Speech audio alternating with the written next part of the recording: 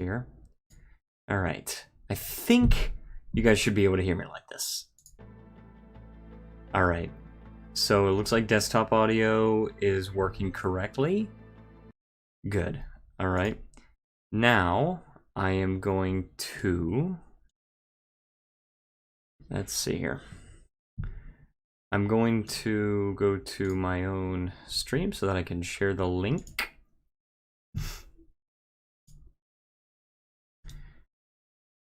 All right. It might not be doing the right... I came to watch, and you're muted. Okay, so I gotta watch it from the actual thing. Okay, we good now. Good. True facts. All right, I'm gonna post the link to the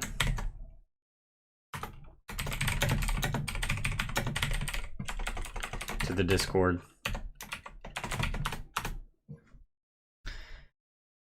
And I kind of want to add a thumbnail.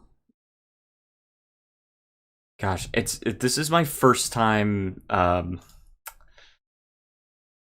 me see. This is my first time using Streamlabs. When I'm what's it called on this new computer. So we'll see how this turns out. But this is a game called Suzerain. And it's pretty fun, TBH. I'm not super far into it, but at least I figured I could show you some of it. Recommended by Stoney, actually. And so we're going to try... We're going to try and play some. We're going to continue with my game, okay? Now, basically, this game is where you get elected to a country. It seems to be loosely based on Eastern Europe. But basically, the monarchy ends, and then you've got this very tumultuous republic. Jeez, it's Tony Mick. You've got this tumultuous republic that's going through some issues, and it's called... I already forgot what it's called. Swordland. Swordland is what it's called. And you've got a faction of fascists and a faction of communists, and then you've got you, which can align with either, or you can kind of go your own way, or you can side with like the establishment. And basically, you're just trying to make the country a better place, or seize power. It kind of depends on what you want to do. So this game is definitely like a narrative game. It definitely, you follow a story. It's not so much sandboxy like I was expecting it to be, but nevertheless, it is fun. So you just kind of have to keep that in mind, is that it's not a sandboxy game where you can change everything at will. It's like you kind of go through a story and you do get to make choices throughout. Whereas to our Statska, yeah. It really feels like it's based on Eastern Europe, but the map is obviously not anything that is in real life. This kind of almost feels like the Baltic Sea. Like, it almost feels like it's based on Poland, but I'm not really sure. Yeah, I know, our Statska is from Papers, Please. And our Statska is definitely, like, based on Eastern Europe. This one is far less... like closely based on real life. There are like, let me see. Can I find Dwight Walker? So Dwight Walker is the president of the Republic of Arcasia, and that is the one that's definitely based on America, because they're this capitalist nation right here, and they're a superpower. And they are the rival of United Kontana, which is the Soviet Union equivalent, and they're communist. And so basically, you know, you're thinking, do we want to align with a superpower, and what do we have to give up in that process? This is me. You get to customize your hat and your facial hair and your suit and your background. And so I'm trying to take the country in like a free market direction. So you can see the laws here, and you can see like the problems that you're going through right now. And this is like you can't change any of this stuff right now. Like, you can say burden welfare system. You can see this. You can see what the problem is. But you can't do anything about it at will. So, yeah. You can also see the political overview, right? You can see your cabinet. Peter Vectern is your childhood friend. You put together, when you first start the game, you can you put together this story of your early life and basically like your life choices. Either way, Peter Vectern is your childhood friend. And then let me see here. So I've had a lot of contact with Simon Ole, which is the Minister of the Economy, Commerce, and Energy. He's a big free market guy. Then there's Lilias Graf, the Minister of Interior. She's kind of more in favor of central planning, but not like a communist or anything. It's better to have a powerful ally, even if only nominally, than to be completely on your own because then everyone wants to eat. Yes, I totally agree. And I do plan on allying myself with Arcasia, and also there's a neighbor that we can ally ourselves with. Yeah, then we've got the factions here. We've got the Old Guard, which is soulless. Okay, there was this, the second president of the Republic was, like, popularly loved because he restored order to the country, and he was a big believer in freedom and democracy and everything. But the thing is, like, he was elected 5 times, and so the people, like, the last election he won by a very slim majority, and then someone else took over the party leadership, and then he stepped down and they elect someone else. But there's still a lot of his supporters in the government, and they're the Old Guard. So in some cases they hold a majority, in some cases they hold like the plurality, where it's not the majority, but it's a huge portion. Then there's the oligarchs, who are just like very wealthy people trying to bribe you and everything. Then there's the reformists, which are talking about just very limited government and like democracy, where you can do that, you can give up all this power, like they're trying to take away absolute veto power, but then it also reduces your ability to grant more freedoms to the people. So it's it definitely is a balance to do. Then in the legislative body, you can see that the USP is the United Swordland Party, and we hold a majority of the seats in the Legislative House, the Grand National Assembly. And then the PFJP is the People's Freedom and Justice Party. Let's see, promoted both liberalism and social democracy in the country, led by Franz Richter, and is currently the main opposition to the Grand National Assembly. Yeah, so they hold 70 seats. Then you've got the National Front Party. It's a nationalist, ultra-conservative party, so it's like, it's far right. And then you've got 10 independents. Yeah. So then you got the Speaker of the Grand National Assembly, and then the Judiciary has 11 justices, with one of them being the Chief Justice, which is Orso Hawker, which is in the Old Guard. So 5 out of 11 are in the Old Guard. Then you got 3 centrists and 3 reformists. I suggest state capitalism. There was that suggestion that you can actually go with something like that. There's actually a state corporation that you can use to fund this railway, and they've got a lot of experience in infrastructure and everything like that, but they request more budget, and they're probably not going to get it done on schedule. Then there was like this kind of corrupt corporation that needed more budget, but they would get it done on schedule. Then there was this experimental, like really free market thing called Taurus Holdings. And let me see if I can find it here. Taurus, if I can find business. Taurus Group. Here, where can I go here? Here I can search. Taurus Holding. Yep. And that was founded in 1946, and we're currently in like 1950 something. So it's less than 10 years old. Uses cutting edge technology. They said that they could do it within the budget, and they also think they could do it on time. The only problem is they haven't been tested on large projects before. And we're trying to build a railway from the capital of Holsword all the way through Anrica, Gelsord, and then to Lockhaven, which is our economic powerhouse. We're trying to build a big high-speed railway because our current trains are not really cutting it. Now, I chose that instead of the alternative, which was a highway project in the more rural regions of the country. Now, I like both. I want to do both. But I could only choose one. And there was a guy from the oligarch faction, Walter Tusk, I think it was. Yeah, Walter Tusk. Tried to visit me, tried to bribe me, tried to give me 6 months of a president's salary if I would just give his preferred corporation the contract. I said, I make my own decision, but thank you for your visit. And he was like, well, you know, thanks for your time, whatever. So.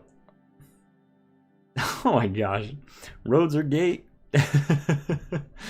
Are roads gay? That's the question, are roads gay? But anyway, wow. Interesting. So, basically these little clipboard things, they say there's a report. Basically, local police working with nationalists. So that's not really good. You've detained a policeman on charges of corruption. It's just reports. You can't really do anything. So, a lot of the game so far has taken place in these exclamation points where you see briefings, and you can make decisions based on that. So we're going to go into one. This is the briefing on the current diplomatic situation. I can tell you what this is probably going to be. The adjacent country of Rumburg is a monarchy, and they've been looking increasingly expansionist recently, and there's been military activity on the border. And so, by the way, this soundtrack of this game is on point. I love the soundtrack so far, and I got the deluxe edition that included the soundtrack because it was on sale, and I was like, why not? And I like it. It's a really nice, soothing soundtrack. Really good, I like it. I think you made the right choice. Convenience for the rural areas can be done once the economy is up and running. I totally agree. I totally agree. I say we strengthen our strong points right now, and then we bring up our weak points. So, yeah, so we're going to try this. It's probably going to be based on the military activity. Alright, door open. And David Whiskey, once a lecturer to me, now the Minister of Foreign Affairs, gently made his way toward my desk. May I sit down, Mr. President? Let's see. Now, see, I'm always trying to be respectful in this. This is the way I play, okay? You don't have to be respectful. You can be just matter of fact. Gotta have wealth before you chair, that's true. You can be just very matter of fact, or you could be somewhere in the middle. Gesture at the chair. But I try to be very respectful because I figure I don't want to make any, I don't want to make any enemies, okay? Or I want to make as few as possible. I want to push through my agenda, but I also don't want to make a lot of enemies in the process. Of course, it's a pleasure to see you, Mr. Whiskey. Likewise, we have so much ahead of us to accomplish. He slowly sat down, taking care not to aggravate the arthritis in his knees. He'd always had an air of gravitas about him, and old age had only served to deepen that. After he settled himself, he regarded me with delight, blue eyes sparkling. Look at you, Anton, the 4th president of Swordland. What a privilege for me. I still remember the first day you took my class at the Lockhaven School of Economics. Now, you can actually choose what you major in. Economics was one of the choices. I can't remember the other two, but I chose to major in economics. So, there you go. Also, we have a... And yes, that's true. No need to be a dick for no reason.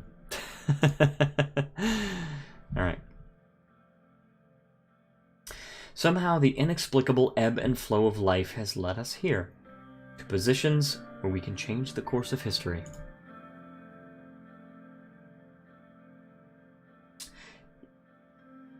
Yeah, so this is where you're very matter-of-fact and kind of like brash. You can say, we got a little lucky, that's all.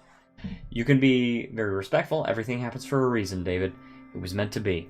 Or you can be somewhere in the middle. This is our opportunity to shape the future, and we will do precisely that. How about everything happens for a reason? Maybe, maybe not. I don't believe in destiny, but sometimes it feels convenient to do so. He started coughing again, this time for longer. Would you like some tea or water? Oh, yes, please. Tea and water sounds nice. Thank you very much. He smiled. Livia brought 2 cups of tea along with a glass of water and placed them on the table. It seems you still remember how much I like tea. Nowadays, it really does wonders to my throat. Let's see. Now, so you can immediately say, let's start talking about our foreign policy. Let's see. Let's say, how's your wife Catherine doing? My lovely Catherine is as energetic as always. Age has hit me harder than her, for sure. She still does her daily jogs, unlike me. Nothing can challenge time. Nothing. How was the Rain family? Your name is Anton Rain. You don't get to choose. You play a character. Your face you can't change. You can only change the character in the background, or the clothing in the background and your facial hair. Fun fact: the biggest issue with Austrian economics is that Austrians don't understand. That's pretty funny. Let's see. Hold on 1 second.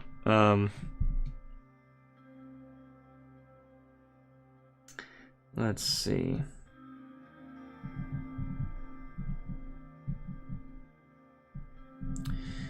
Hold on, I got messages and my phone is on the wireless. Actually, you know what? It's finished charging, so I can just set it up.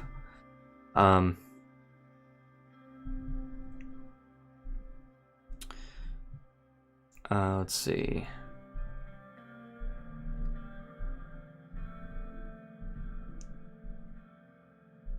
All right. And I got an email about my own stream. Thank you, YouTube, for letting me know that Plankicorn has gone live. Alright, let's see here. How's the Rain family?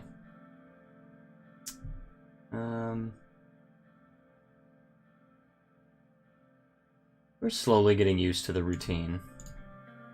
As time passes, I realize it more. Family is the most important thing in life. We must take care of them. The door opened. Joseph and Lucian joined us for the briefing as the tall case clock hit the hour mark. Peter, however, was missing. I wondered if he was late from all the drinking he did at the party in Lockhaven. He's your vice president and he's your best friend from childhood, but a little more brash. Well, it depends on how you behave. Sometimes he can be less brash, I guess. But we'll talk more later, President Rain. Welcome, everyone. How was your travel to Lockhaven? You gotta be nice first, right? You gotta check up on him first. You can't just be all business. A little bumpy due to some turbulence, I arrived via a military cargo plane that landed at Lockhaven International. I took the train. It was a little slow, but I can still recommend it for the beautiful landscape. I also had the possibility to work on a couple of things during the ride. From what I've heard, it would be much faster in the near future when the L1 high-speed railway is finished. Exactly. It will hopefully be one of our major achievements. Well then, since Mr. Vectorn doesn't seem to be coming today, I think we are ready to start.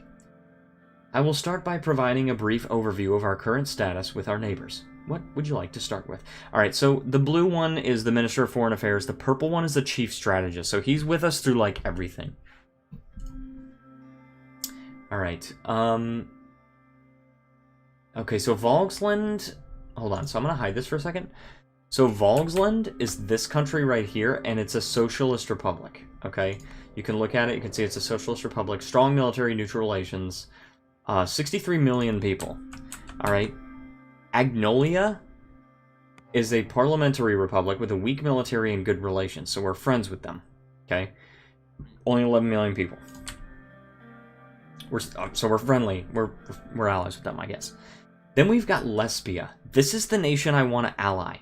Okay? They are a parliamentary republic with a strong military, neutral relations, and a population of 79 million. Then we've got Valen. Pretty sure it's based on Germany. With a weak military and neutral relations, 17 million people. Presidential republic, so they're similar government to us. And then you've got Rumburg, okay? And Rumburg has an overwhelming military and bad relations. A constitutional monarchy and 121 million people.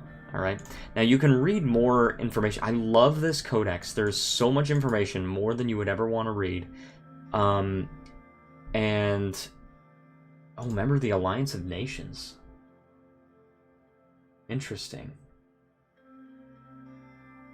But yeah, basically the main countries you're interacting with are the ones I think probably the only countries that you're interacting with are the countries on this map, plus the superpowers, what are they again? I always forget. United, crap, dude. Hold on. Foreign leaders, we got United Contour or something. Arcasia and United Contana, I think. United Contana and Arcasia. So that's what we got going on. So it's those two countries are superpowers, the capitalists and the communists, and then you've got your neighboring countries, all right? So, I'd like to hear about Agnolia. Our brotherly nation to our northeast, Agnolia. They are still diplomatically non-aligned and probably has one of the most democratic systems between our neighbors. Economic stagnation is a worry for them. Their primary issue is their heavy reliance on foreign investment from us. Agnolia is our most friendly neighbor. We have been allies for the longest time after Rumburg annexed Dome. This fact needs to be a part of the equation. Unsurprisingly, the Agnolian Prime Minister, Martin van Horten... Are they the Netherlands? is expecting better cooperation through a new fairer trade deal with us. It was one of his election mandates. Let's see. A more comprehensive trade deal sounds beneficial to all sides. Both sides could gain from it, but Agnolia has more to win than us. They want to protect their weaker industries, which we are profiting from selling our goods to. Additionally, the latest numbers indicate that currently 1 million Agno-Swordish citizens live in the England region of Swordland. Oh yeah, that is... But that's not England, that's Agnaland. Anyway. Which creates a link between foreign policy and our internal affairs. These people have suffered socioeconomically, which led them to crime and other problems. In addition, a relaxed immigration policy was one of Agnolia's main requests, which is unacceptable. Most of the migrants in our country haven't even assimilated into Swordish culture. Adding more won't help. Okay, now one of my campaign promises was to tighten the immigration. So, let me see. I see diplomacy, order, welfare. I can't remember. There was also a thing that I signed where basically it was like election funding reform, where instead of getting funding based on how many votes you got funding based on how many seats you got. And a lot of people were very upset about that. And I did that because I also want to reduce the threshold for, like, who can be, like, a party or something like that. I can't remember. But yeah. So, hold on. Let me see. Let me see. I got some... everybody always wants to message me when I'm streaming.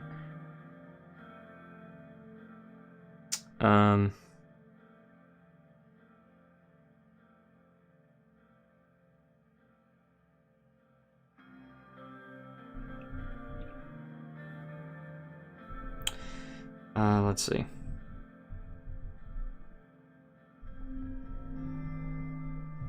Okay. Yeah, so... Wait, unlimited terms? According to the Constitution, the president can be elected to serve an unlimited number of terms. Election threshold. Okay. According to Article 50 of the new Constitution, a political party needs a minimum of 10% of the total national vote to win seats in the Grand National Assembly. The votes of the parties who pass the threshold are redistributed proportionally. Yeah, so I want to lower that threshold. Okay, I'm skeptical about relaxed immigration. You should be. We have already witnessed several society-shifting waves of migration. Let's see. Yeah. We should remember that we promised to tighten our immigration laws in the election campaign. I want to know more about Vogg's land. Our cousins of old across the Marchian Sea wish to have good relations with us. As we all know, Vogsland is a socialist republic aligned with United Contana. They are an important regional player. It's also the most significant sea power in eastern Mercopa. We had hostile relations. It sounds like Europe. Eastern Mercopa. Europe. Like the Mercator protection. Yeah. We had hostile relations with them after several wars in the 19th century, which we wouldn't want to experience again. Recently, the relationship has warmed up thanks to Emmerich Hegel. As a result, diplomatic talks can be conducted in the future. Politician and communist revolutionary who currently serves as chancellor of... Yeah, okay, so... Not easy to forget about the Great Fire of Conriat. Thousands of lives were lost. So breaking the ice would be good if we were to rise diplomatically. I'm going to say it's not easy to forget about the Great Fire of Conriat. And I don't even know about this, but... yeah.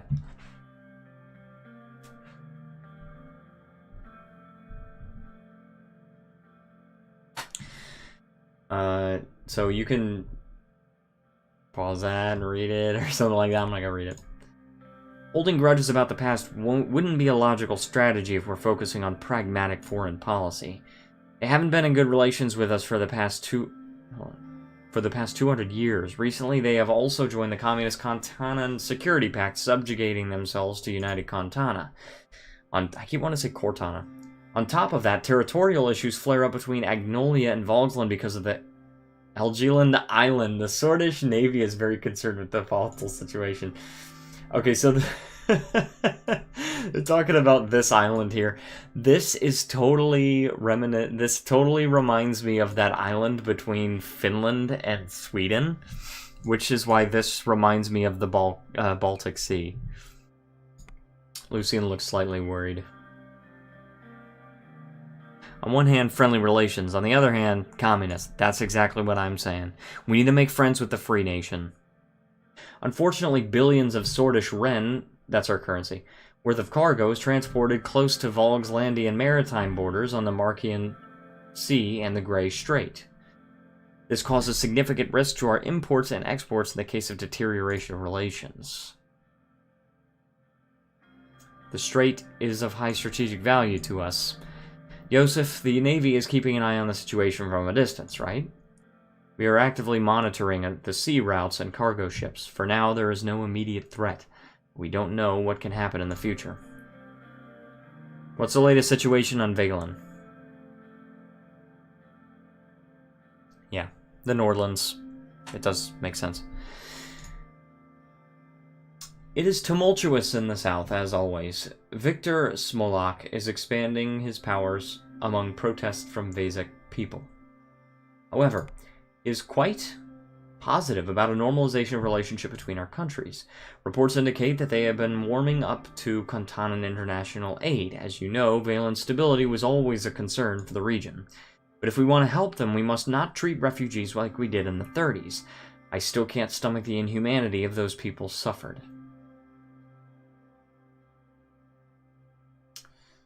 Let's see.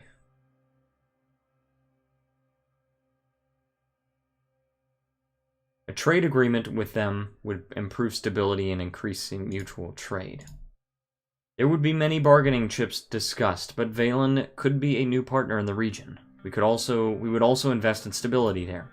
Our main goal should be to avoid a refugee crisis like the late 1920s. That civil war had major security and economic repercussions on Swedish soil. One of the demands of President Smolak was to tighten our... He's currently the president of Valen. Is to tighten immigration laws so the political refugees don't escape to Swordland. There has been a recent purge that pushed many Bludish to flee to Bergia, which is a province. This is a landlocked region of Swordland, bordering the region, blah, blah, blah, as well as the countries of Valen, Lesbia, and Rumburg. Yeah, that's Bergia. It is definitely troubling. Gumren Outposts has regained its importance due to this.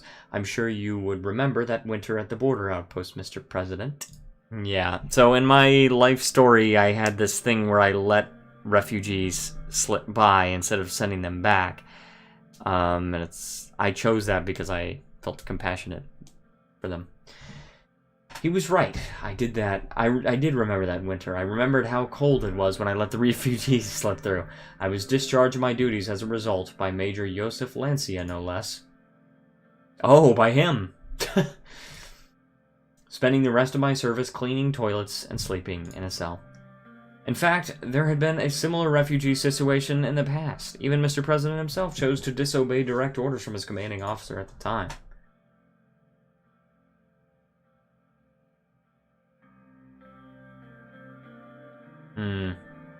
Rommel says, what's going on? Trying not to collapse completely. Took control of a very unstable country, but hoping that we can take control of the situation and get it under control. I keep saying control, but I'm actually trying to take a hands-off approach. Laissez-faire. We let some criminals go. I mean, I let refugees slip by, so I'm gonna say I was young and I made a mistake. You paid the price for your mistake, so it doesn't matter anymore. He opened his mouth to continue, but David cut in. Our focus should be on the current matters. The Blutish minority is very large inside Valen too, which is a factor to consider. It is in our national interest to prevent the formation of a failed state on our western border. Valen has been increasingly aligning itself toward the Communist Alliance, another point to analyze. Let's move on. Two important neighboring countries remain, Lesbia and Rumburg. Which would you like to hear about? Let's talk about Lesbia. Our southern neighbor is aligning itself more and more with Arcasia. That's like America. Georgie? What? Did you mean to say Georgie? Or Jorge? I don't know. Lesbia is currently led by Prime Minister Patricio Alvarez.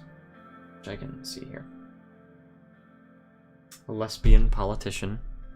A lesbian politician. Very interesting.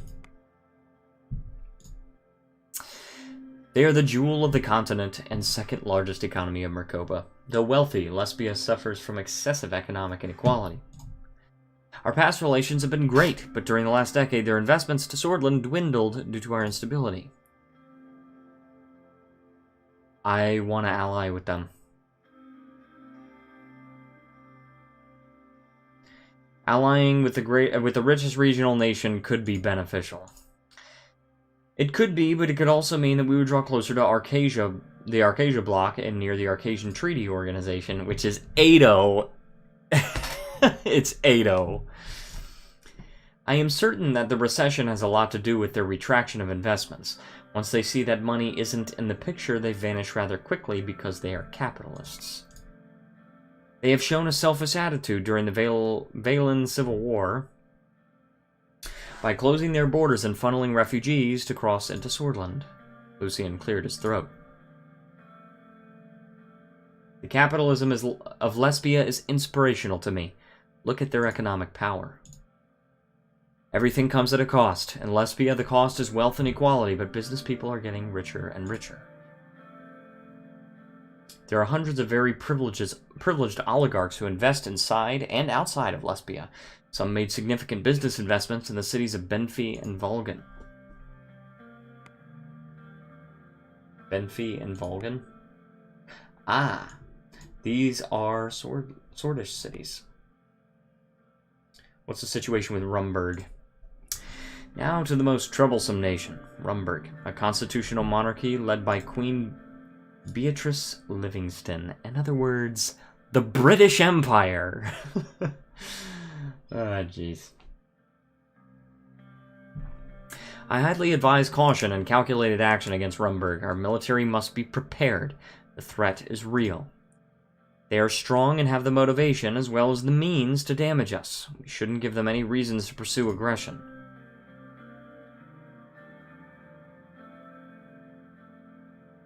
I will take your advice into consideration. These types of nations will always try to make up a casus belli. A reason to declare war. It literally means case for war. While Thornburg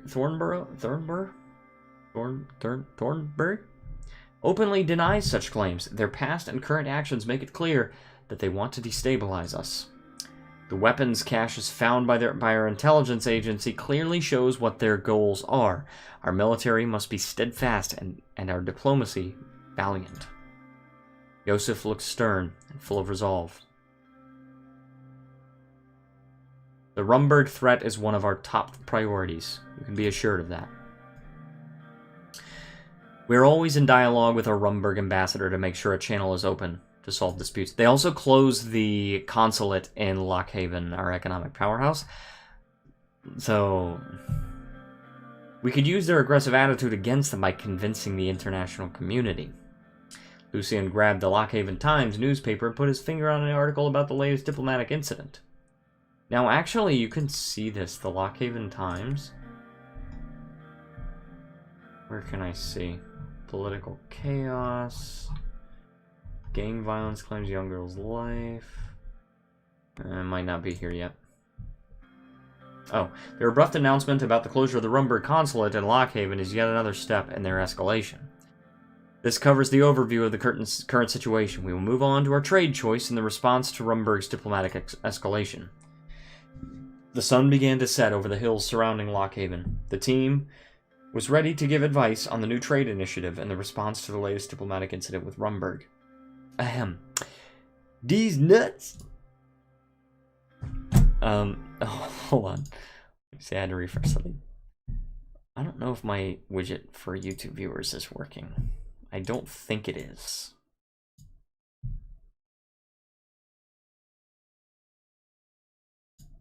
I don't think it is, but whatever.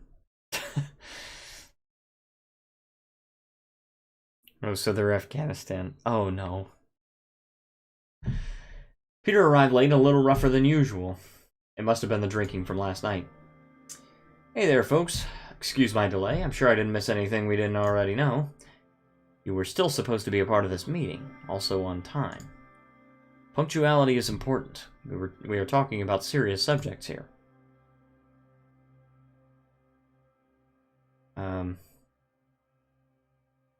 I'm not going to comment. It was a one-time thing. Let's just get on with it. Lucian and Yosef looked at Peter before David moved away from the subject. The Vice President will be a part of the trade delegation, so it's great to have input on that subject, but also on the Rumburg incident. There are two issues at hand. Which would you like to tackle first? Let's. Jeez, this is hard. What do you want to cover first, guys?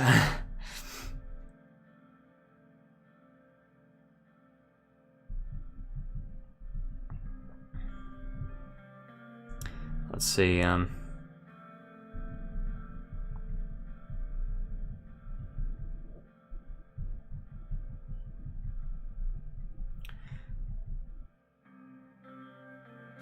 Yeah, what do you guys want to cover first? We got trade and foreign relations.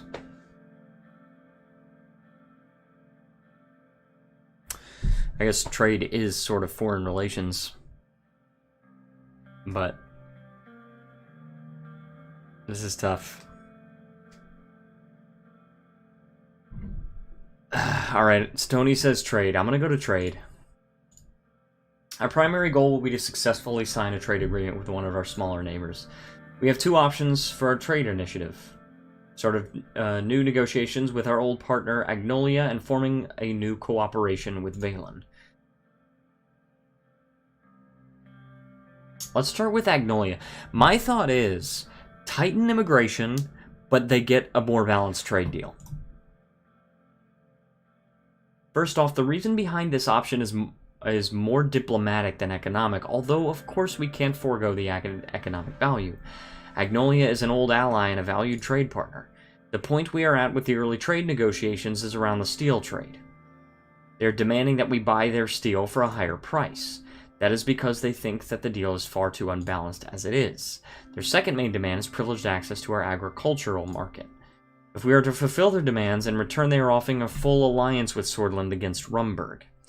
Looking at the current advances of Rumburg near our borders, having a coalition against Rumburg would prove extremely useful. Obviously, there will be consequences for entering a full alliance, mainly the issue around the Helgi Islands. Volksland has clear intentions on taking over the island one way or another, and entering a military alliance with Agnolia will make them furious. I want to state my support for the decision to stick with our old ally Agnolia. Even though I disagree with their demand to relax immigration, we have cooperated with them on many issues in the past. There are obviously subjects that we would still need to tackle, like our economies, the traded goods, and what to do with immigration. My opinion is that this is a good deal and we should go for it. The new Agnolian Prime Minister is trying to improve the existing relationship. The downside is that we would need to make concessions, a reality of any trade deal.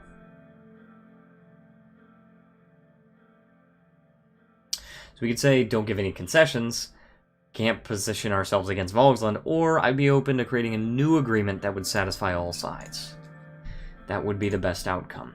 If you decide that Agnolia is a good option, another point is that they have a very democratic system. After the recent elections, the PM has a mandate to arrange a fairer deal with us. Martin Van Hoorten also is an avid supporter of relaxed immigration. Since we said we will tighten immigration, he might be reluctant. Regardless, if we are going to increase our regional influence to previous levels, we might need to make amends with our neighbors. Ultimately, decision will be up to you as always. Alright, now we got a trade deal with Valen. So we're just talking right now. We're not actually setting policy. We're just talking about what we want to do. So we can make an informed decision. Tell me about the trade deal with Valen. Dealing with a fractured country like Valen has its positives and negatives. Although it will be lucrative in the short term, there are risks associated with dealing with such a country. They are proposing co-investment projects and a no-tariff agreement. They are also offering oil in return for attracting foreign capital interest from Swordland. However, it's possible that there will be international ramifications with getting closer with a country like Valen. All in all, this is a very lucrative deal for us. However, we need to think about the consequences. I certainly don't support the decision to become friendlier with Valen. We carried their burdens for decades. Their migrants flooded our country, and now they're expecting a deal from us. Maintaining influence with Valen would prove useful. This is Peter talking. Yes, it is risky, but think about our influence on an underdeveloped region like that. We could also sell more products and enter their market easily.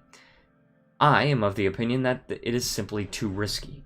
Yes, we could gain resources and immediate capital, but I'm afraid of the consequences.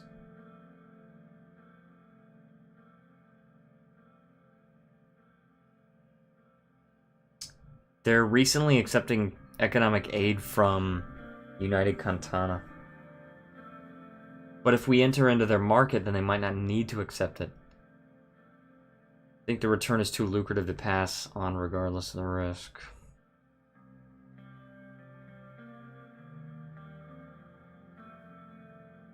Let's say, I'm going to do it. The migrant crisis was one of the reasons behind the destabilization of Swordland. I would like to point out that it was due to Valen. If we wish to go forward with the deal, when the time comes, there is the topic of immigration to consider. Victor Smolak is a known isolationist. Our promise to tighten immigration policy will increase the likelihood of the deal. He believes our borders need better security. I personally don't like the idea of getting too close to Valen. Me too.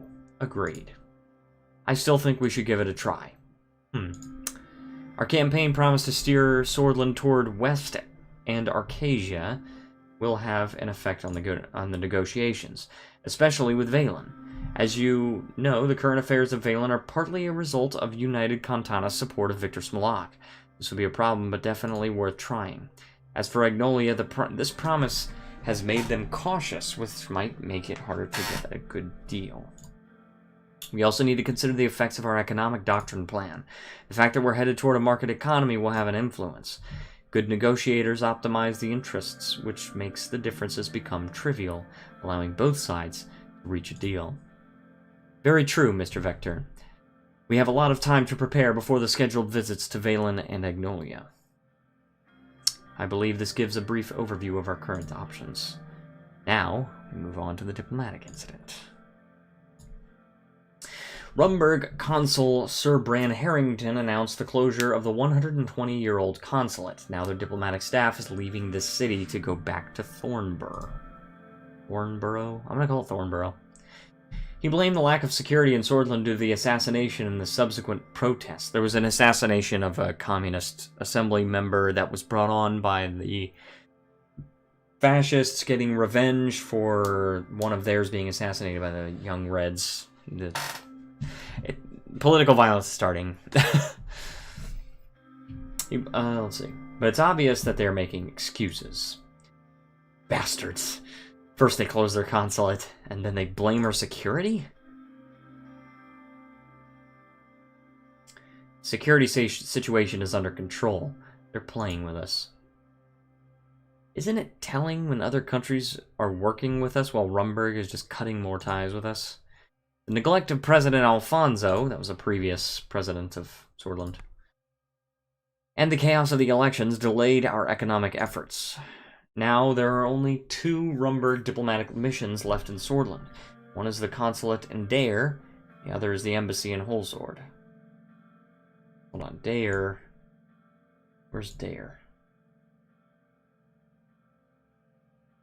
Where's Dare? Looking for that city. It's on the border or something. Where's Dare?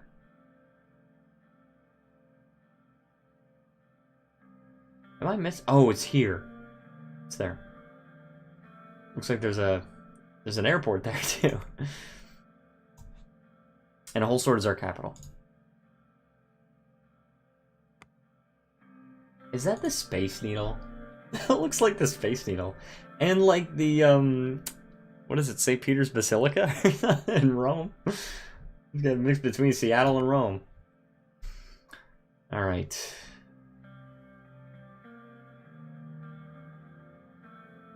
We are accustomed to the usual rhetoric, but this is far more serious.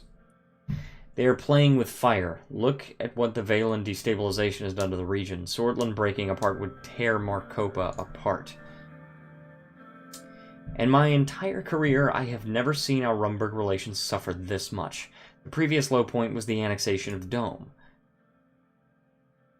Joseph Lancia was furious. He barely kept himself from slamming the desk. That's the Minister of Defense. There are worrying developments like the smuggled arms and the buildup near the border. Our military must be buffed up to stand against a regional power like Rumburg. We either respond to this aggressive act with a diplomatic condemnation or retaliate by closing our consulate in Dome. Do we do a diplomatic condemnation or do we close the consulate? I don't want to escalate it too much. I want to say that an escalation would be risky this early in our presidency. We should focus on creating a negative image of Rumburg in the international scene. I think that's what we should do. The people of Swordland must be protected no matter the cost. I say we respond equally. Of course, the Minister of Defense would say that.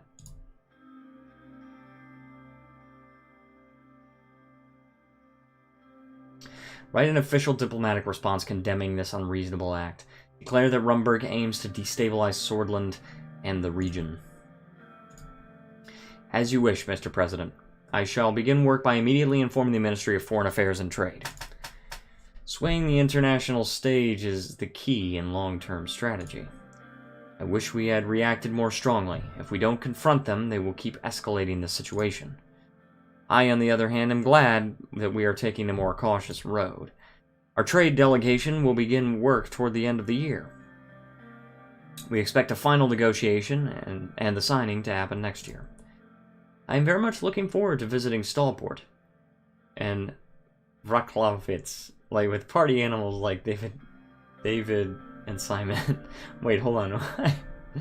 Hold on, Stallport and Vraklavitz? Hold on, I want to look at the other cities there. Stallport is the capital of Agnolia. And Vraklavitz probably the capital of Valen. Yeah, Vroklavitz.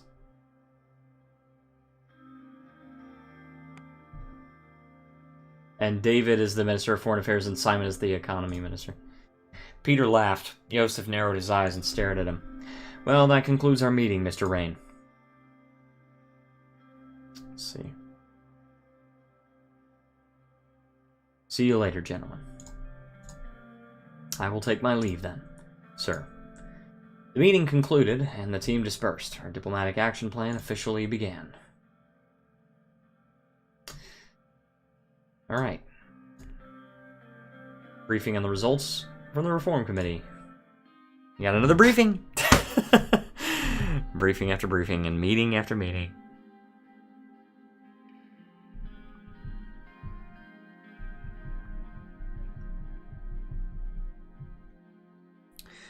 Let's see what we got here.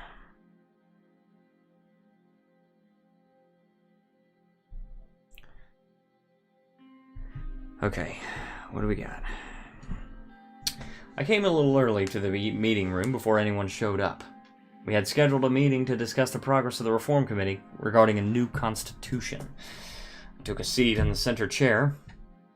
That was a lot of slow reading. Yeah, the thing is, like, you do actually get to make decisions. Don't worry, it's not just briefings and meetings and everything like that. But, let's see. As I waited for them to show up.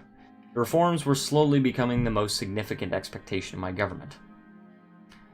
We would be changing Seoul's Constitution of 29. Most people nowadays blame the Constitution for the outstanding problems of the country.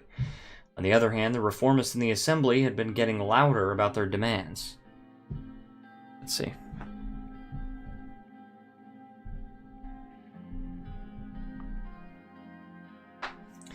What I knew for sure was that I needed to do something about this encroaching chaos before it swallowed me.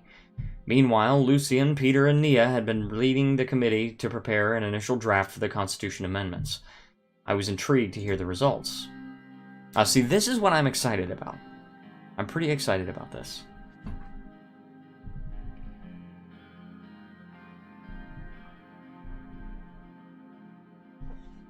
There's a knock at the door. It was Lucian. Good afternoon, sir. Lucian arrived exactly on the hour mark again. His punctuality could almost be described as obsessive.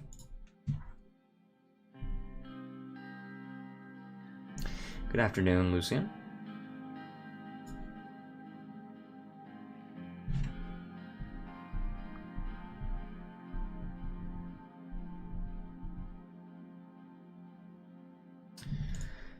He took a seat at the table. And took out a bunch of documents, spreading them on the long table. Okay. We should begin the meeting as soon as Mrs. Morgna and Mr. Vice President arrives. We finally have some results from the Reform Committee. Hold on. Morgna? Oh, this is, Minister of Justice.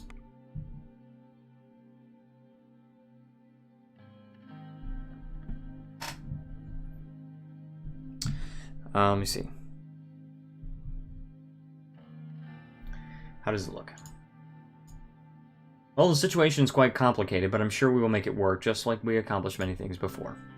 We'll go over the details regarding the new constitution in the meeting. A few minutes later, Peter and Nia also arrived. After a short chat, everybody sat down and took their notes. I knew it was going to be a long... I just want to make some decisions. There's a lot to talk about the future of this process. Let us begin to tackle the points of contention. Mr. President, our committee meetings were really fruitful, and we already started working on the constitutional draft together with the Reformists. This is actually, believe it or not, this is actually really fun to do. I really like playing the head of this government and like trying to make decisions about everything. I like it.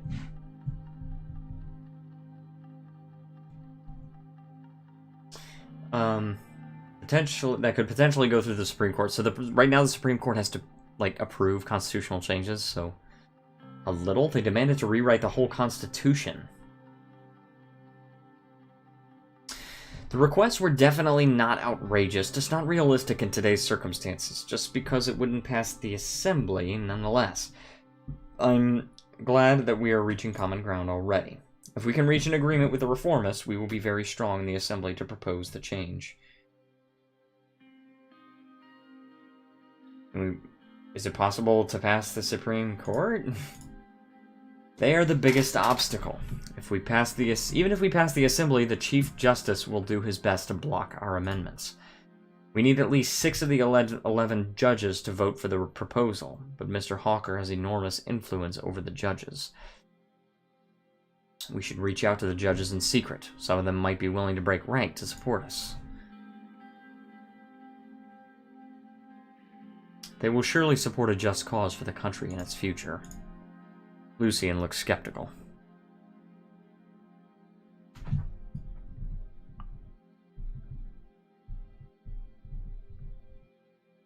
Okay. According to the Constitution, I'm a member of the Supreme Court, which means we already have 1 vote. Ah, the Minister of Justice is apparently a member of the Supreme Court. Aha! Yes. She's a reformist.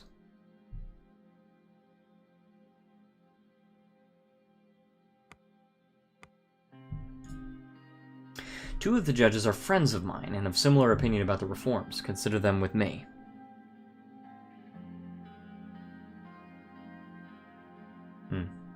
I'm sure the rest can be bribed. We only have 3 votes out of 11. 3 votes, yes. But I believe that Judge Edmonds can be persuaded as well. She and the 2 other judges, Mr. Dalton and Mr. Merton. They weren't really blinded by Solus ideology. Hold on 1 second. That's very weird.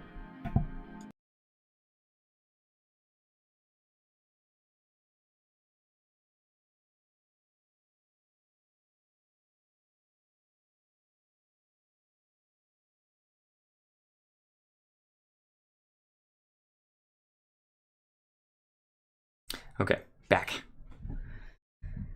They weren't really blinded by Solus ideology. Yes, those 3 don't seem to be working directly with the Chief Justice Hawker. If we can get to Isabel Edmonds, we might get the 6 votes needed. That's our best bet. Can we reach a 2/3 majority in the Assembly? If you can get Friends Richter to work with you on this, our only problem would be uniting our own party. We'll never be able to get NFP to work with us. That's the far-right party. We need the majority of our 130 seats in the Assembly to vote in favor. With the PFJP's full support of 70 votes, we could easily surpass the needed 166. But it will be tough to unite the USP with all the divisive wings that have formed. You must make them follow you loyally. We did it before for the elections. We can do it again.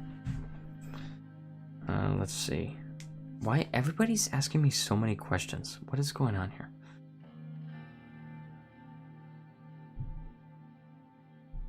Let me see, hold on. I have so many questions coming around.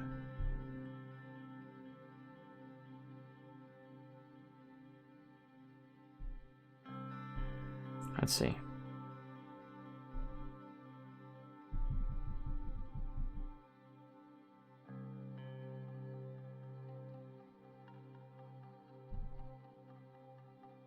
Okay. Albin Clavin and his reformist wing would be supporting you. I was trying to click on this. He's a member of USB, but he's like a reformist faction leader. He already weighed in heavily in the committee meetings. However, the conservatives would be tough to break. The influence of Sol is still living strong in the party. How many votes do they have? The Conservatives have around 40 seats. There are many unaligned people, and some of your loyalists might decide to show their true faces too. So we need as many of the Conservatives to support us as possible. And there is only one person who is key to make them back us. Gloria Tori. She's well respected by the Solists. She'll be our biggest obstacle in the Assembly, and her demands will be extensive. So Gloria Tori is her.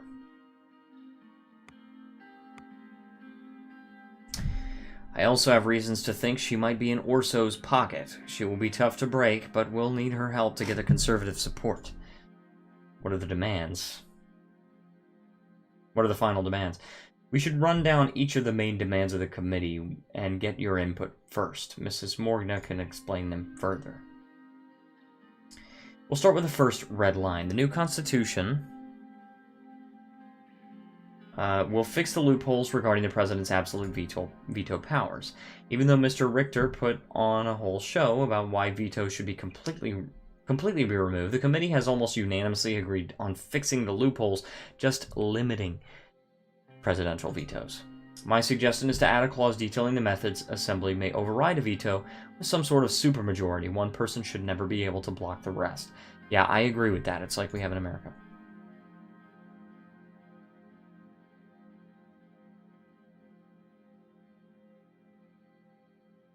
The loopholes give the president too much power, which could be misused.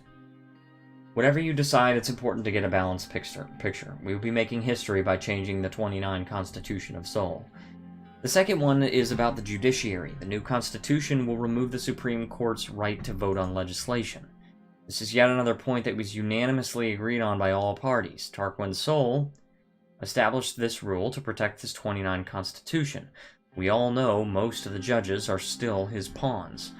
Constitutional amendments will still be very difficult to accomplish with a reform like this, particularly because we will keep the two-thirds vote system to be able to propose a change. However, the judiciary will not have the final say in the amendments. This is already what we wanted to do. Yeah, we need the court to even pass this change. Why would they support this? Most of them won't, but we already talked about my vote and a possible agreement with Isabel, which may change things.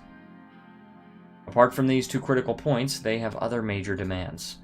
They want to reform the appointment procedures of the ministers. Mr. Richter clarified that the Assembly should have a say in the formation of the Council of Ministers. That is something that a majority in our party also supports. Well, Mr. Richter also talked about abolishing the Member of Honor rights of Taurus Seoul that gives him absolute immunity and makes him a permanent member of the Assembly. Well, that one is a controversial one. I doubt that USP would like that. Immunity of the justices, the impeachment of the president, limiting the power of presidential decrees, all of this came up during the committee meetings.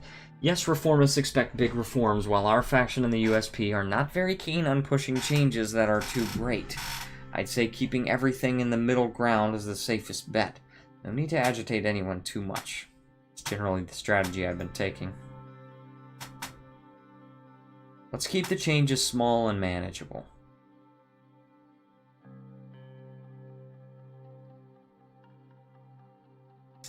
As long as we address the main issues, I also agree. Well, regardless of what Mr. Rain decides, we will need to work together to push this agenda. Now we have a better picture of your intentions, sir. I will start reaching out to my contacts to make a draft that works for us. I'll present your input to the committee. In a few months, you would have the draft on your desk to make the final changes yourself. I think this was yet another fruitful meeting, sir. Your service is appreciated. If we do this, we will be remembered as heroes. That would be really great, he laughed. I think this is where we'll call it, sir. Have a good day. He left the room. Okay, can I actually do something now? Because I don't want to do it. Please let me do something. There's a report, okay? Construction plan started by Taurus. Taurus Holdings reported that the preparatory work for L1 Railway has already started, including clearing land and transporting equipment. Construction of the railway will be starting in the next months. Meeting with Chief Justice!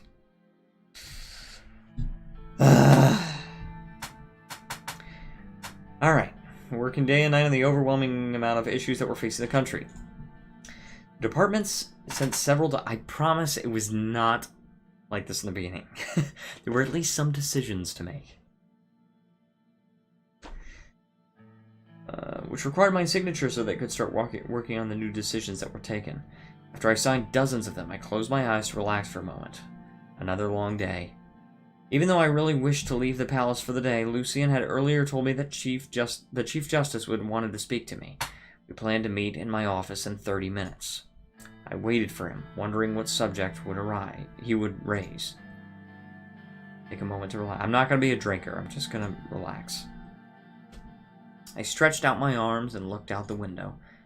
Thousands of shimmering lights in the whole sword skyline were mesmerizing. Suddenly, I heard a knock on the door. It was Lucian. Good evening, sir.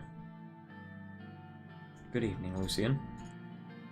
I'm sorry that I couldn't explain the situation to you in detail earlier, sir. Chief Justice insisted on meeting you this evening. I do not know what he has to say, but it will probably be about the new Constitution. He will be coming shortly with Judge Mr. Garachi to the meeting.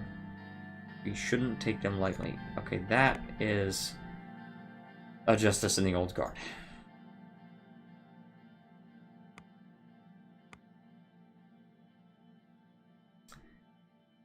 I think he's here to test the waters.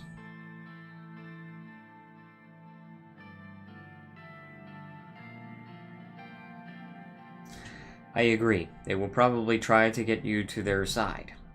We should... There were 3 knocks at the door. Lucian checked his watch. He looked rather worried. Livia opened the doors. Chief Justice Orso Hawker and Judge Heron Garachi entered the room. Did I say Walker? I meant Hawker. Good evening, Mr. President. It's great to see you. Good evening, Mr. President. That's how I imagine talking. Evening. Welcome, Justice Garachi and Chief Justice Hawker. Good to see you indeed. Orso gestured at the sofa in the office. May I? Please. We all took our seats on 2 opposite sofas and made ourselves comfortable. How were your first couple of months, Mr. President? Oh yeah. How were your first couple of months, Mr. President? Hope you're faring well.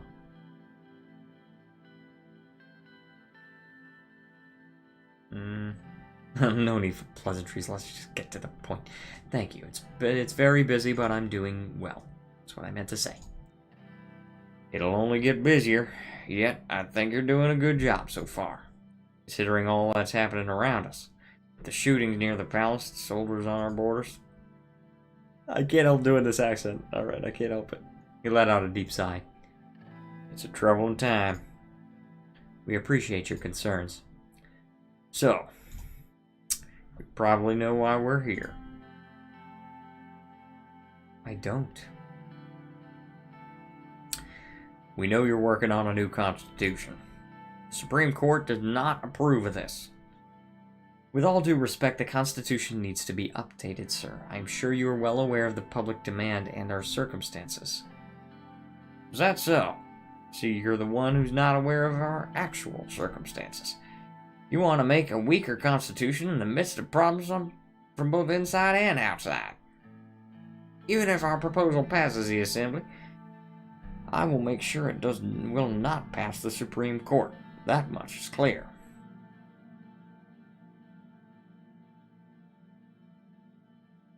You haven't even seen the proposal yet, Mr. Hawker. Isn't it too soon to be against it? You think I live under a rock, Mr. President? I know what goes on. Yet you, Mr. President, seem to be only partially informed about the current situation. Please let us explain. Okay, I'm going to stop talking like this. Please let us explain the reasons of our stance. Please explain.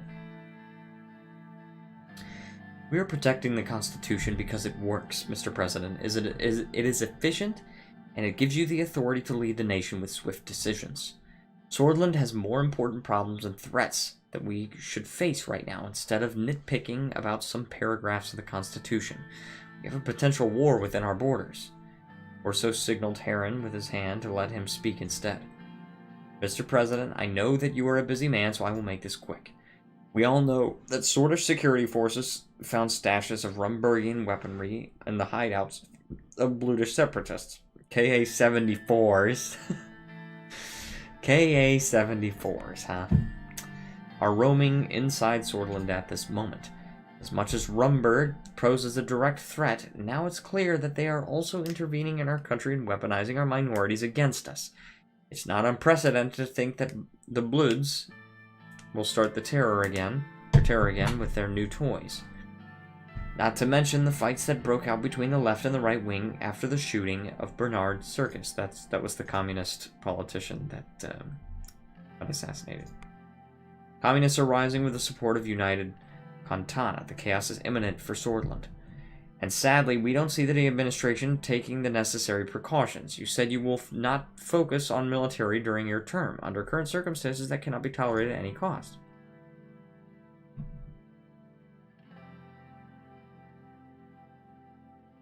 I did promise that, but the circumstances have changed. I am relieved to hear that. Basically, he needs to hear that I'm willing to adapt to changing situation. You know, maybe it's a good idea to consider that we need a bigger military because of the Rumburg situation. But regardless of that, are you also aware that the armed Bludish separatists have direct connections with the Workers' Party of Bludia?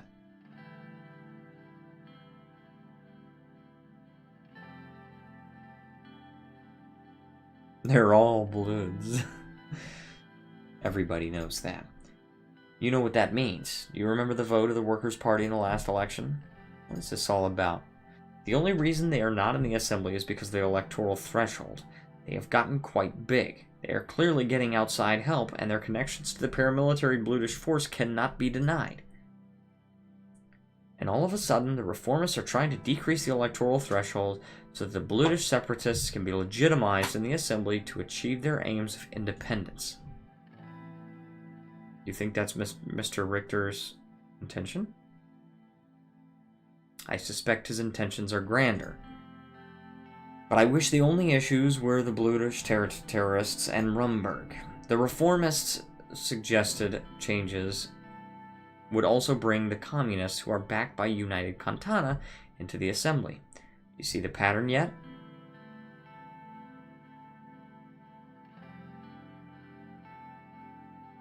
You're saying the Reformists are working for the foreign powers? Haven't you been briefed by your security team? Maybe you should suspect them as well. We should take the necessary measures against communist and Bludish plots, as well as increasing our military budget against a possible conflict with Rumburg. And of course, not fall into the traps of the Reformists by listening to their demands.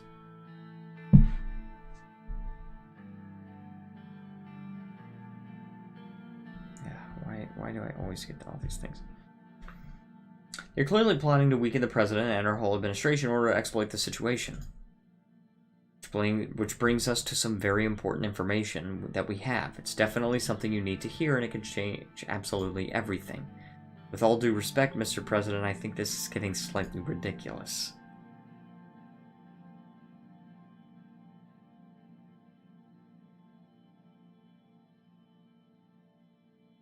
Please explain, Mr. Walker. The person in question is Mr. Franz Richter himself, the leader of the Reformists. We have enough information to infer that he has ties with Arcasia. Arcasia is aggressively growing their influence around the world, and now we have Mr. Richter coming up with these ridiculous demands for a new constitution amidst a chaotic period in Swordland. All the pieces seem to fit perfectly. That is why the Supreme Court will be doing what it takes to stop these reforms and preserve the Constitution. How would you know that Mr. Richter has ties to Arcasia? Mr. Galad. We all know he has been in Arcasia many times, because it's been documented. But what would you think if he has been making hidden flights to the country?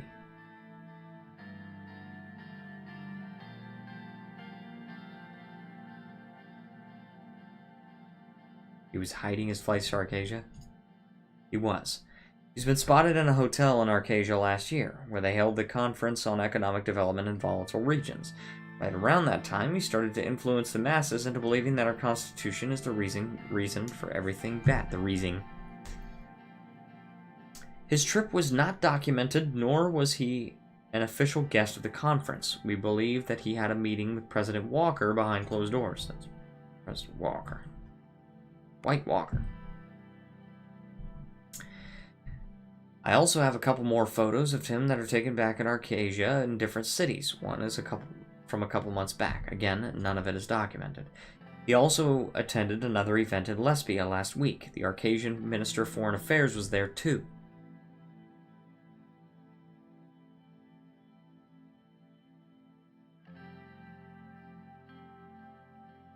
How can any of these be undocumented? We don't know.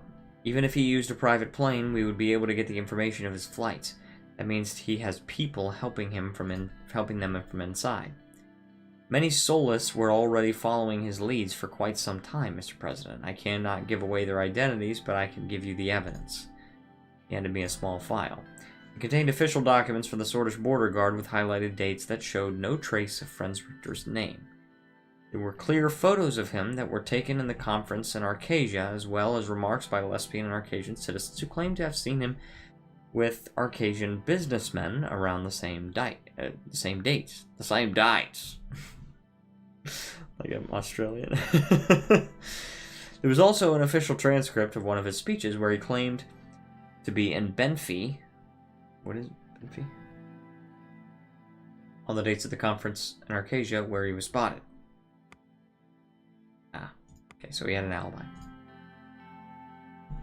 Lucien skimmed through the documents with skepticism, which slowly turned into surprise. These seem to be real. Of course they're real, Mr. Galad. These seem to suggest that Arcasia is behind the Reformists. Their demands will only benefit Arcasia. They want us to have a weaker administration while we face all these threats. This is clearly a plot against Swordland. I bet Rumburg is part of their plan too. This cannot be a coincidence that they are weaponizing our minorities against us around the same time.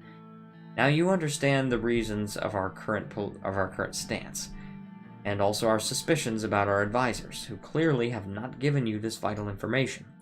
Lucien gave him a sharp look. We appreciate the information, Mr. Hawker, but I advise against jumping to conclusions right away. You still need to check the information. There is not much to think or check. This is clearly an emergency. In such cases, the Constitution gives the President the right to use his emergency powers. If we work together, we can ensure you that the Supreme Court will not block your declaration of emergency.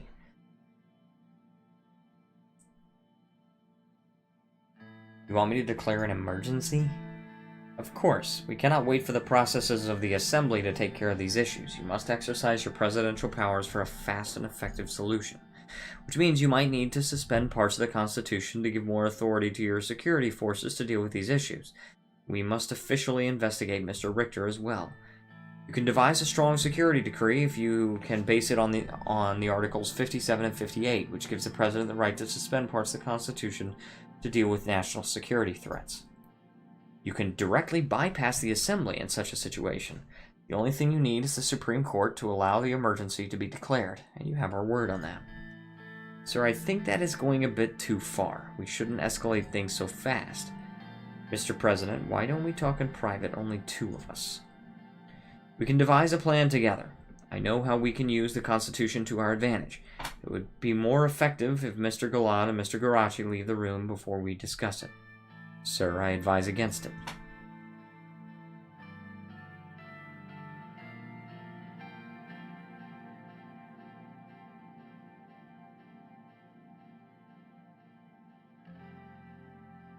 I like your idea, but we'd rather plan it together. Glad to hear we're on the same page, Mr. President, but I'll have to insist on the private talk.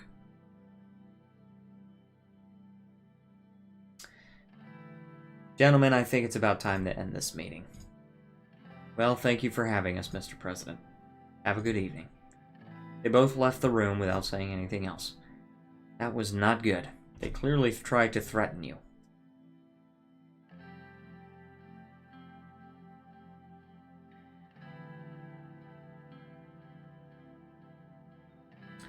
We have to make sure our reforms will pass the court. Or so we'll be doing whatever it takes to damage you. We need to be careful. There are still many old guard sympathizers in our party. We can't let them divide our party. And he will definitely try. After a short evaluation of the situation on our hands, Lucien left me in the presidential office. It was obvious that the old guards would be my main rivals in the near future. Okay, so now I can continue. I can read the reports. I don't really want to. I will proceed. Trials of Democracy. I want to make some decisions, okay? I'm just going to go a little bit longer than I'm going to end the stream, but...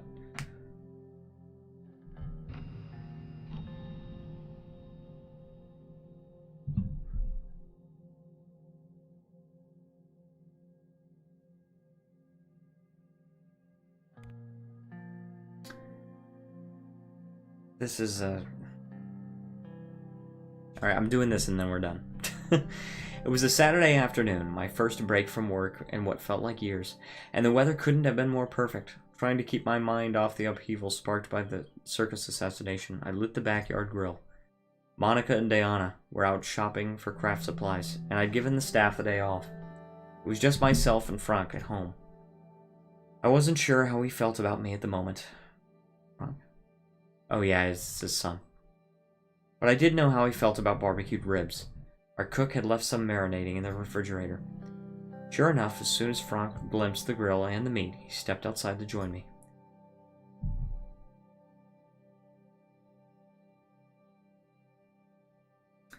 Come to spend some quality time with your old man, have you? Sure, if you can spare a few minutes out of your busy schedule. Oh my gosh, you can be such a dick. Children who talk back to their fathers don't get dinner. Fan these flames, will ya? I'm sorry. I know I haven't been around very often lately, but I'm happy to see you now. It's okay. I know you've got the most stressful job in the country, and you've got to feed your family on top of it all. We both chuckled. I turned to tend to the fire. Here, let me try. He grabbed the fan and started quickly waving it over the coals. The fire roared to life. He turned to look at me with a grin on his face, as if he was expecting praise.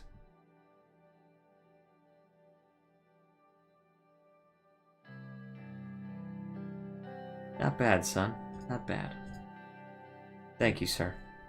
It is in our utmost interest to fulfill our duties with precision. The grilling shall commence in exactly 1 minute and 32 seconds. That was a spot-on impersonation of Lucian. We looked at each other for a second and burst out laughing. I realized my throat was parched. There was a 6-pack of beer in the kitchen.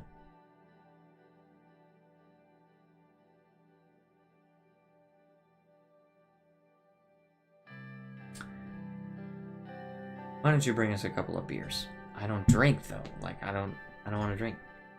He looked at me in disbelief. You mean I can... But Mom told me... He stopped himself, quickly ran aside and returned with 2 beers. We cracked them open, clinked the bottles, and gazed out at the city skyline. For a moment, my thoughts flashed back at my childhood and my relationship with my own father. My father was a poor man who struggled to provide for us on his meager income. He put me to work on the farm long before I was Frank's age. And even then, couldn't always make ends meet. Yet, we were always close as a family. Now, in my life story, I chose to come from a poor family. You can choose to come from a rich or middle-class family as well. Now that I was the president, I knew Frank would never face the same hardships I had. I couldn't deny that I felt a bit jealous. Dad, can I ask you something?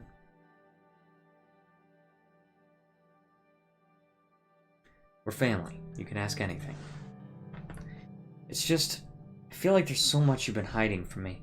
About your past, about what's going on right now. Like at dinner that night after the ball, you told me everything was under control, but it wasn't, was it? I know what happened in the 20s. We learned all about it in school. Now, with the protests and the riots, is it going to be the same thing? Dad, is there going to be a civil war in Swordland? I hope not. He let out a sigh. But what was it like back then? Uncle Peter said the two of you went through a lot. I'm not a kid anymore. You can tell me. Before I could gather my thoughts, the familiar images started flashing before my eyes.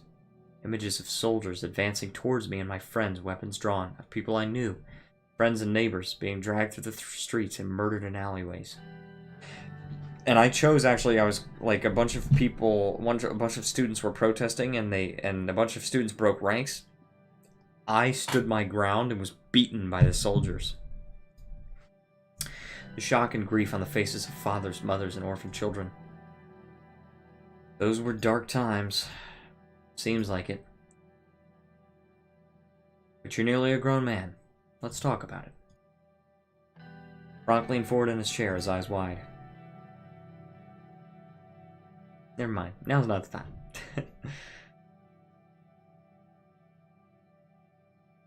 The coup of 1927. It's time to tell him about the coup of 1927. I was barely older than you are now. Studying economics at the Lock Haven Business School. I was a freshman, excited and young. I had just left the classroom to go back home as I heard the sound of multiple vehicles approaching the campus gates. As they got closer, I realized they were military camouflage trucks and tanks carrying hundreds of soldiers. The same soldiers that were supposed to protect Swordland citizens pointed their guns at us. They immediately took control of the facilities. One of my friends asked what was going on and was arrested immediately. More people got angry and gathered in protest. Frank kept listening, a shocked look on his face. I was there with the protesters as they declared martial law. We marched towards them. They threatened to use force, but we stood our ground. So they started beating anyone they saw, including me. Physical wounds took a few weeks to heal, but the mental scars have stayed with me to this day. I tried my best to stay strong. Some of my friends were shot. Many more were arrested. I can't forget the screams to this day, but I'm proud not to have faltered. This is why I went into this discussion, because I wanted to teach him about bravery. Let's see. Let's see, I got more questions. Why do I have all these questions?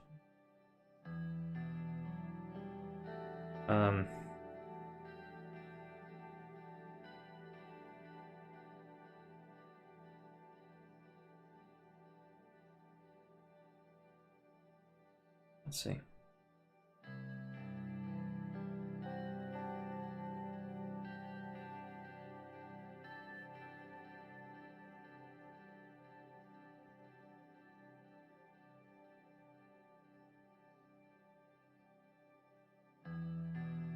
Alright.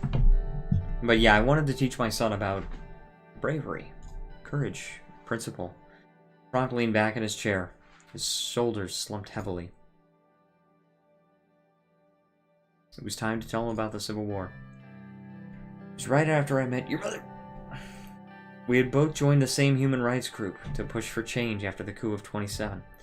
But over the next year, the state of Swordland deteriorated. People started picking sides, and I tried to stay away as much as I could. Then, one night, it happened.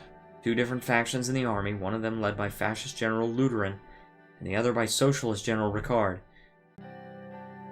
People organized protests, either for or against Ricard. I heard about the clashes the next day. Many of my friends were shot or arrested. I isolated myself for months. That's enough for today. It's okay, I'm sorry. I shouldn't have asked you about it. I know I don't understand how easy my life is sometimes. One more thing, though. I know that you managed to not take any sides. You mind if I ask why? I do mind.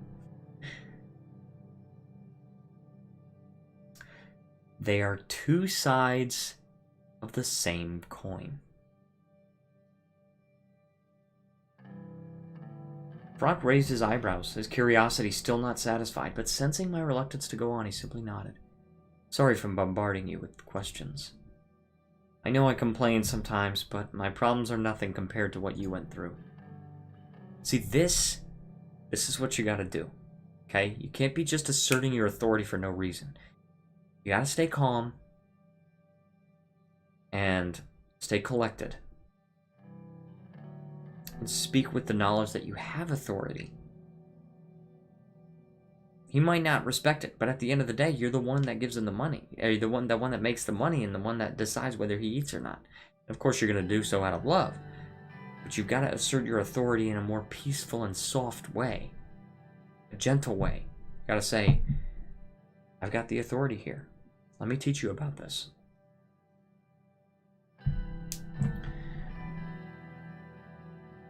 You're dang right. Your generation will never understand.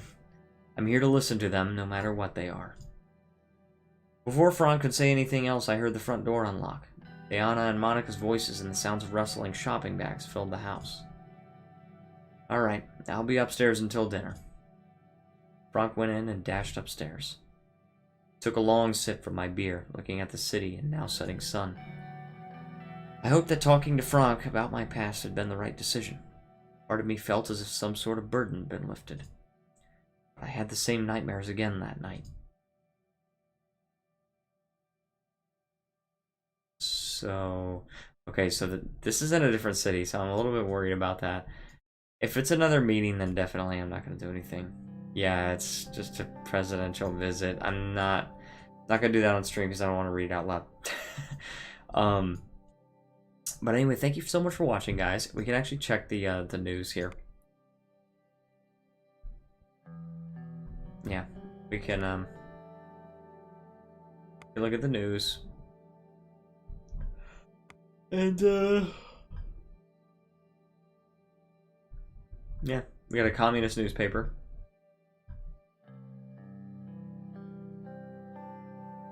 This is a communist newspaper.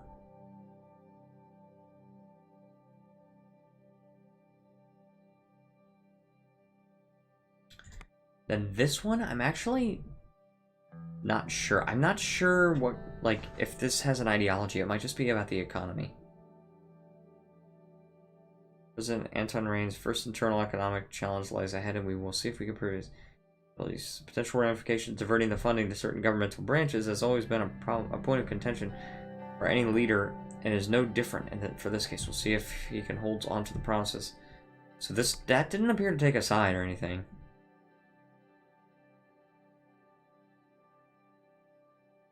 This is Geopolitico.